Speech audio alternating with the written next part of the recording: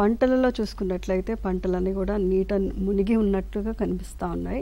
మరి ఇటువంటి పరిస్థితులలో కొన్ని ప్రత్యామ్నాయ చర్యలు రైతు సోదరులందరూ కూడా చేపట్టాలని మనవి.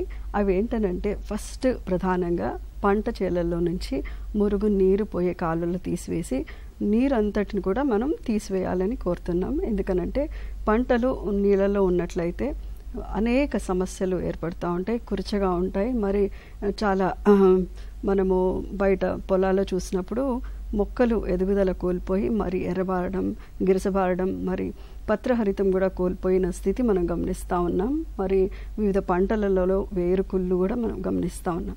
ఇటువంటి పరిస్థితులలో ప్రధానంగా రైతు సోదరులందరూ కూడా పంటల్లో నుంచి నీరు అనేది తీసివేసి తర్వాత వెంటనే పంట నిలదొక్కుకోవాలి అని అంటే పోషకాలను పిచికారీ ద్వారా అందజేయాలని కోరుతున్నాం.